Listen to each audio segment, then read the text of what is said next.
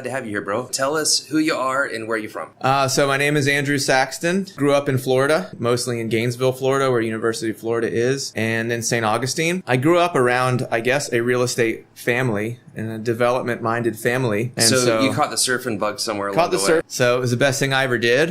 It directed my life. Almost everything that I have ever done, the people that I've known, where I live now, the job, everything has been really related to surfing. It's kind of crazy. So I got a phone call, the broker from Coldwell Banker in Nosara. So they contacted you about a potential job down here. I basically came down every year surfing, but I had never been to Nosara. This place reminded me of Costa Rica when I first came down when I was 15 years old. And I told Eric and Sarah, and I said, hey guys, I'm going to go down and take this job, maybe get you guys to come too. So I said, hey, if you hire me, you got to hire my buddy. Eventually what happened was Eric had started a little blog, and he and I were going down to the beach with whatever cheap camera we could afford at the time, just snapping a photo, and that made a surf report. We were doing that, an office came open, and basically like this blog that had been created had a little bit of traction, had the name Surfing Nosara. How are we going to brand our office? There's like some web presence already there, so let's just leave it. So that's how like Surfing Nosara Real Estate.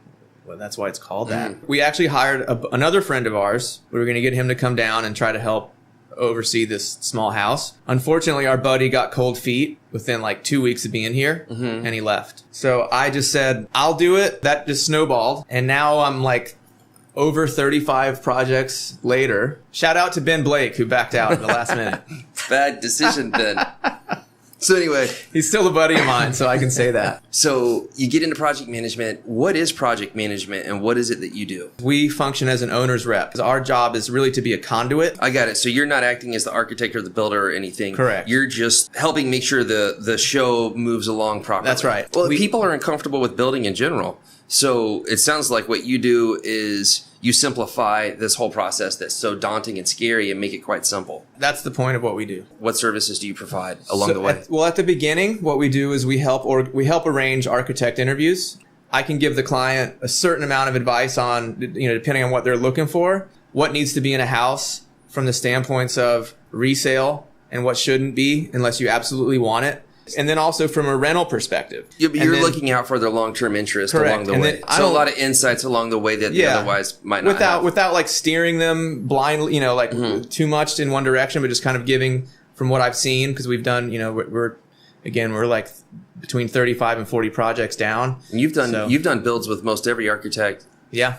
In town. Is that safe to say? So and some from out of town. Try and recognize if things are going to be in budget prior to, submitting it for the blueprints for the sake of time, not having to go back and adjust for that. You got to go through and make sure everything's apples to apples when you get your bids. And then on the back end, once things are going, we're on site several times per week doing photo and video reports and written reports. So you're all over the place through the course of the build, just trying to help be the glue, and at the same time communicating back to your clients what's going on. Yeah, we're keeping it. So basically, instead of them having to go to all these meetings, we're consolidating it down into a number of reports, and like both written and visual, so that the client can basically see, there's where my house is right now. We're supposed to be done here.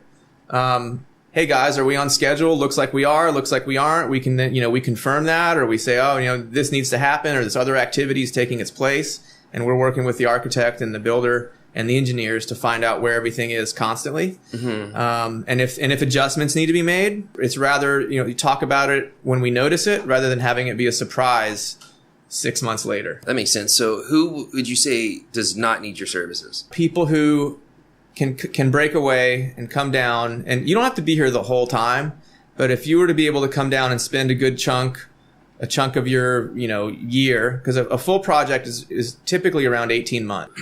I remember the first build that I did in Costa Rica. I never saw what was happening. I never had any idea. Yeah. Every now and then, somebody would just send some pictures, and I never met the architect.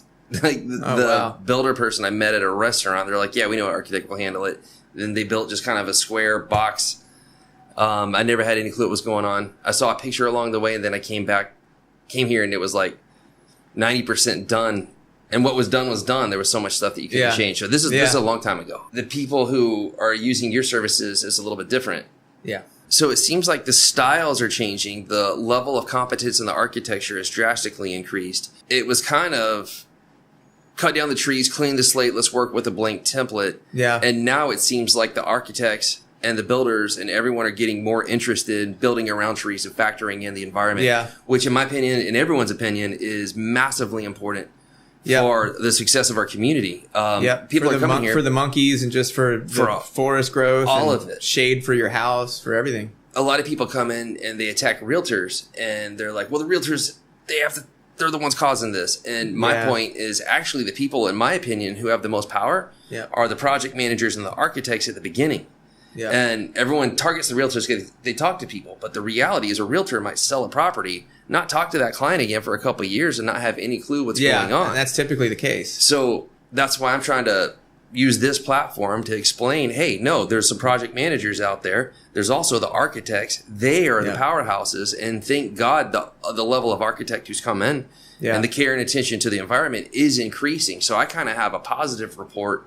Everyone thinks because the people are coming in and Nosara is getting crowded, oh, it's over. Yeah. It would be over if we were building in 2019 like we did in 2009. Things have changed. We really do make an effort. And I think in most of the people, it's not like we're meeting resistance. Most of the people that are coming down here, they are thinking like that. So they'll come and they'll say, I don't want to, if I can, I don't want to take down any trees. Yeah, solar's definitely the break-even point on solar is like somewhere between 3 and 4 years. Let's talk about security for a minute. Yeah. So we have a crime problem and houses are getting hit by a far higher caliber of criminal than it was in the past. Yeah. Security bars, for example, which is a point we should talk about right now. Yeah. They can cut right through them. Safes. Correct. Safes aren't safe at all. You can cut right through a safe. Correct. So how are you guys dealing with this type of stuff? Can you give us some insight where you're at? So I deal with this every project. The smarter way to do it, and I say all this knock on wood, but we've had a really good success rate with everything with the way that we do this, is to not be the low hanging fruit. When I used to live over in the K section, we brought a guard in, a security guard, 5 or 6 houses. We shared it. The guy walked around all night, and we went from a street that was being broken into multiple times per week to 0. We've learned a lot about project management today. Basically, in a perfect world, your job doesn't exist. Correct. But the world is not perfect, so it does. You exist and are doing quite well. If somebody wanted your services, how would they find you? I have a website. It's nosaradesignandbuild.com. My email, nosaradesignandbuild@gmail.com. Of course, a lot of folks that walk into the different real estate offices, especially Surfing Nosara, get sent to me by different, their real estate agent. So everybody pretty much knows me. They know how to get a hold of me. So if somebody comes here and they buy a piece of property, their agent can say, hey, I've got, Judy and Fred that want to do this type of house, and here's where they just purchased, or they're thinking about purchasing over here. What type of, that's also something that we do when like time permitting, is if somebody says, we're thinking about building on this house, on this lot over here, but we're not really sure what we would do. Can you help us find, or do you know somebody who could come over and maybe help get us a rendering, or what do you think we should do? Is this lot too steep to build on? That's a question we hear all the time. And so that's all part of it at the preliminary part, helping people figure out what they're trying to accomplish. At the end of the day, again, we're the owner's representative. We're trying to help them get what they want. We're trying to get it done in a smooth fashion, on time, within budget. We've done houses for people that didn't come down the entire time. Have you ever had a client come to you and say, I did not need anything that you did. This is a complete waste of money? I have not had anyone say that to me. I don't know if they would say that to me if that happened. I mean, this almost sounds cheesy, but it's just true. You end up being pretty close with somebody because it's a very personal project. It seems like the people who hire you are the ones who are really connected to it. Yeah, and I prefer it that way. It means a lot to them, and if it means a lot to them, it's obviously going to mean a lot to me. Somebody who hires me, I like to treat them as if it were my mom and dad trying to build a house somewhere, and how would I want that to go? Let's bounce over to Nosara for a second. I'm interested, and I think whoever's listening to this would be more interested in knowing, what do you dislike about this place? On a larger scale, like just general dislike, is just how slow everything here moves, or somebody saying saying that they're going to do something and then not doing it. There's a lot of there's a lot of yes men. The roads here, which hopefully they'll finally get done. I know you did a podcast on that. The whole thing with cars, just vehicles. It's expensive. It's expensive. It's the most expensive country, I think, in the Americas. So mechanics, roads, pricing, those are pretty common dislikes. Those are, but in general, I think it's the lifestyle here is why I'm here. We're usually are working with somebody who's coming here to make a beautiful project, and then they want to be here and they want to contribute, and they have ideas for different programs in the town. Like those are the people that we tend to end up working with. The people coming in are the solution. It's not the people who have been here for so long. They're already tapped out. There's enough money in this town to solve basically everything, in my opinion. Yeah. If we just communicate. It's better now than it ever has been. Yeah. Let's just hope people keep getting involved. Like getting involved. That's what we need. We need the new people to get involved. And if that happens, Nosara, I think, is going to be just fine. Well, you know what's up when it comes to food. I'm interested to know your 3 favorite restaurants and what do you like to order at them? The Harmony. It's consistent. The service is good. What do you like to get The there? value is actually really good. Well, we like to eat a lot of seafood. Okay. So they've got good sushi. They got a couple other plates that are using seafood and things like that. They have a cool little bar. It's kind of fun to sit there. I go to DSPS all the time. If Ramon and Oscar weren't there, I would like it more. But I like the buffalo chicken grilled sandwich. So it's probably my favorite thing ever. Yeah, so I go there quite a bit. Dolce Vita we like a lot. It's the dimly lit romantic spot. Got it. With the cheese being grated over the Harmony, plate. DSPS, and Dolce Vita. I think my favorite thing there is the 2 lobsters on Diablo spaghetti. Yeah, I got you. And then you get your pecorino. Pecorino. Yeah, I get that. I get that every time. You can't not get it. That's an experience. Yeah. All right. Yeah. Well, man, thanks for coming in. I really appreciate it. I think a whole lot of people will get to know you better and what you do. And thanks for your brutally honest approach, like the way you do it.